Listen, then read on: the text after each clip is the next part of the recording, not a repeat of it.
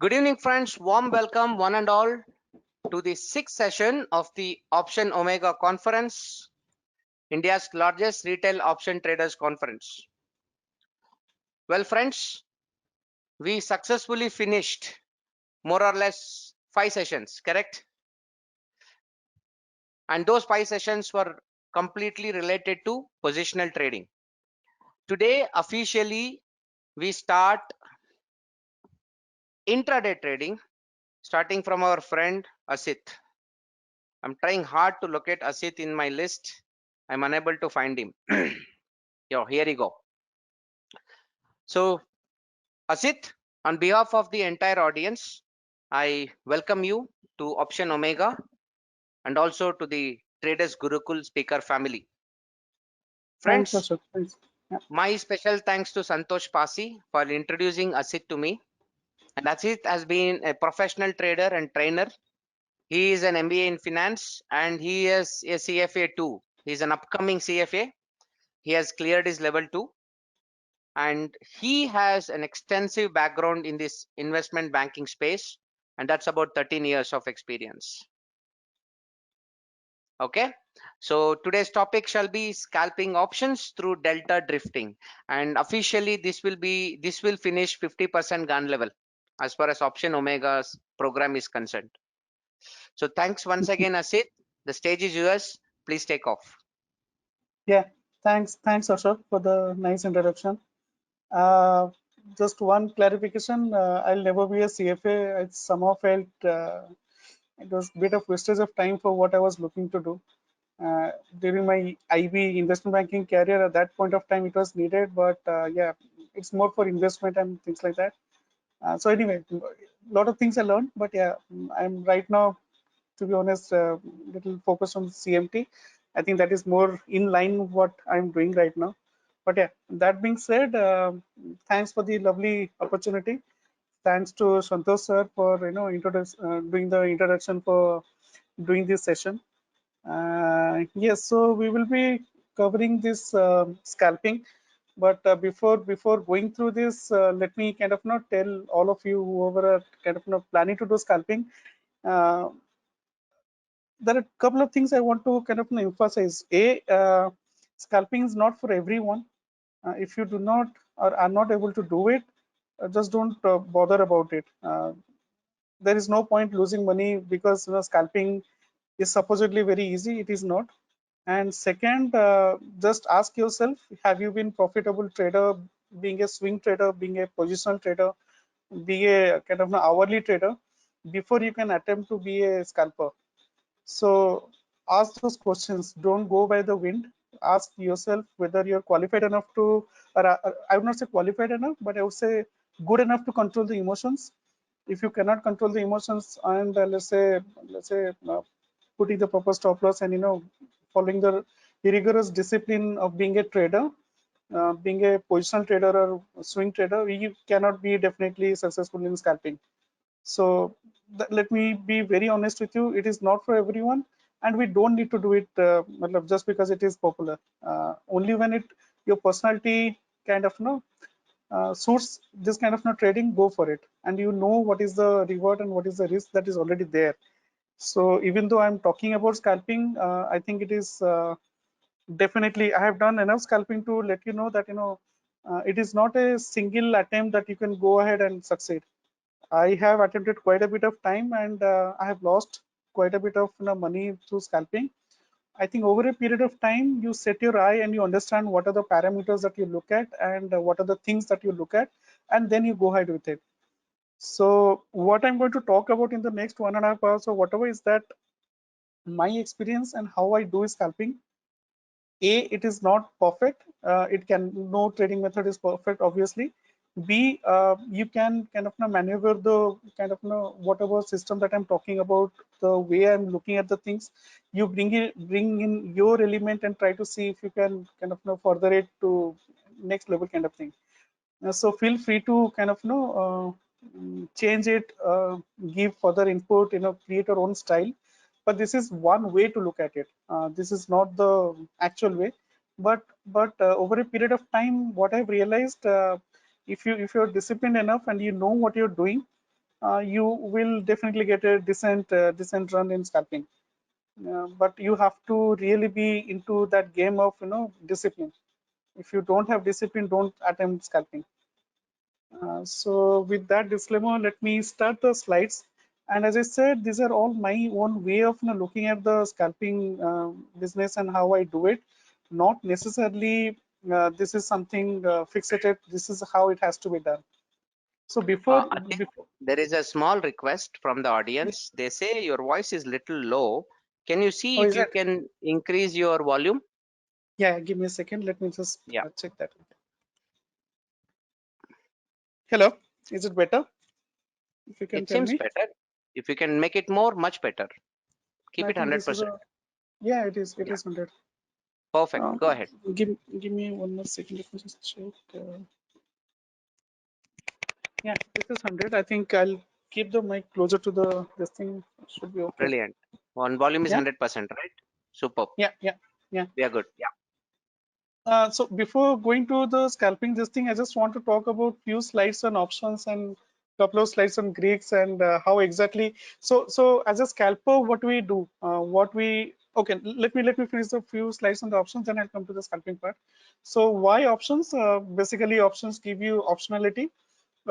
You can have better kind of capital allocation through options. I'm talking about, okay, all that I'm going to talk about is going to be on buying perspective without any hedging.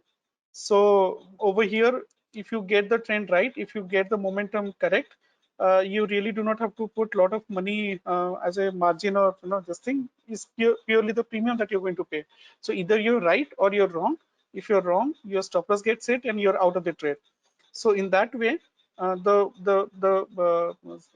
thing that I've written, that it is better, it gives a lot of capital allocation kind of angle. It is because of that. Uh, of course, let's say if you take at the money bank nifty call, it won't cost you more than 300 rupees, unless one lot. So obviously, you know how much you can take, and things like that. So in terms of the same bank nifty of future, if you take, obviously it will cost you more. If you take cash, it will obviously cost you more. So my point is, like, options give you a lot of flexibility. It gives you a lot of optionality. It talks about how exactly through this scalping or option buying, what you can also do, you can limit the risk of the kind of what are the kind of trades that you're taking. It is not that like huge amount of risk is there. Of course, you have to have your stop loss, but your risk is defined. You know the magnitude of the risk, which is a very important factor for a, let's say, scalper, for a option buyer. Before you put a trade, you know how much loss you can actually kind of incur, kind of thing. Um, so why options? Basically, if you look at it, options don't behave like futures and let's say cash instruments. Still people kind of prefer options, because you can be, let's say, bullish, you can be bearish, you can kind of buy a straddle, you can buy a strangle, that kind of thing. So those are the factor because of which options are kind of quite lucrative instruments to trade upon. You can be long, you can be short, but future and cash may either you're long or short, and things like that. So that's the idea of trading in options, you can say. uh, okay, before going to the scalping thing, I kind of thought why exactly options buying would make sense. There are few things that I would like to say, and this is out of my experience again. If you kind of know your these two Greeks, gamma, even if you keep the gamma for expiry related thing, if you know the delta, if you know the kind of trend in the stock, if you know the moment in the stock, you really do not have to bother about theta. There are quite a few times that I have made money on an expiry day, taking overnight positions during the day, because of the trend and momentum I was able to spot. You lose money not because of theta, but you lose money because your delta provides the directional risk. If you're wrong in the side of the direction, obviously you lose money. So your primary reason of losing money by an option buying kind of proposition is because of the you got the direction wrong, not because of there is a theta decay and everything. And as a buyer, as a kind of scalper, what we're looking at, we are looking at we'll enter something at 0.3 maybe zero point 0.4 delta, and try to scalp it to 0.8 delta or 0.7 delta, and that is the delta drifting that you're talking about.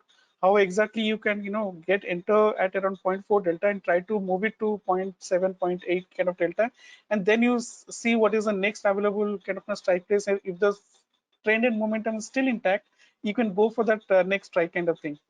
So why options buying?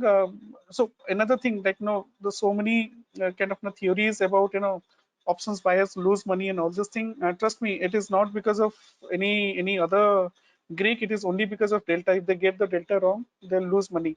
Never buy options which are kind of quite far away from the strike price. Say Bank Nifty is 23,000. You want to buy 23,800, maybe 24,000 ka call. Obviously, you will not make money.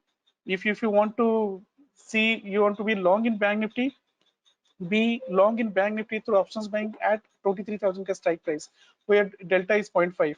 I assume, like we do not have to talk about what is the what kind of a delta and what kind of a delta is at what kind of strike price. So what I normally do, I kind of not take always at the money call. So ATM strike price is 0.5 delta. So either I'm wrong, so my loss will be 0.50, and if I'm right, my profit would be 0.50. But the farther you go, let's say 24,000 or let's say 23,800, and you have few days to expiry, no matter how much of movement that actually happens in the this thing, there are chances that not make enough money. The issue is that people take this higher kind of further strike price options because of the fact they are cheap. So my point is, don't ever buy cheap premiums. Buy it costlier and sell it even high, more costlier kind of thing. So the premiumness has to be there. If you're buying something at 300, it will obviously give you more money. Don't try to buy something which is around say 50 rupees, 60 rupees, and you can buy higher quantity because you think the premium is quite low. So rather pay higher premium, go for lesser quantity, but at the same time try to ride the wave. In case the wave is present, you're able to spot the wave kind of thing. So that's what I've written: buy options at high premium, sell it higher. And this is important to understand what is the right strike price. So thumb rule, just keep at the money call or at the money put, depending upon whatever side that you want to take. The Greeks that we actually need to chase as a buyer is delta and gamma. And if your delta and gamma, you have got it right, it will give you so much of good mileage that you will ever be bothered about theta. For record, I have never bothered about theta. I have taken options overnight for on Friday, on Wednesdays, and yes, I know there is a theta decay. Obviously, those things are there, but that gets overpowered by the delta gamma kind of drifting. So you don't need to be worried about that. But yes, if you ask me how do you spot that trend and everything, that is a separate parameter. So that's a separate domain altogether. But understand, till the time we are confident about the trend and the momentum and the direction, we should be able to kind of get a decent reward from the market, you can say. And the last point, yes, the short options have high probability of making a small return. We're talking about shorting the options, and low probability of incurring a large loss. But at the same time, whenever the large loss happens, the loss is also quite kind of huge, you can say. Long options, if you buy options, have high probability of making small loss because you know what is the stop loss and you can always keep getting out, and a low probability of achieving larger gain. But it doesn't happen that unlimited profit is only theoretical. Just like unlimited loss, you can always cut down your loss. It's just that the in the buying sphere, what actually kind of scores the point is that you know the magnitude of the risk, which a seller would never know. So as a kind of a buyer option kind of buyer, you can always will be always looking at chasing delta. And there are times when the market is sideways, when the market is not giving you is choppy, this thing you don't need to trade, and that's a seller's zone. They can eat up the theta because there is no momentum in this thing. So you ought to be knowing when to exactly trade in the market, which instrument to chase and why to chase. You have to have your logics defined before you can kind of go for this thing. And yes, I think that's exactly what the point is. So yeah, why option buying making sense? Because we are trying to bet on the probabilities. The probability of at the money call or at the money put being 0.50, that gives me much better chance for me to kind of get a reward from the market being the buying side of it. And also, yes, the kind of ROI that buying will give you is definitely quite huge.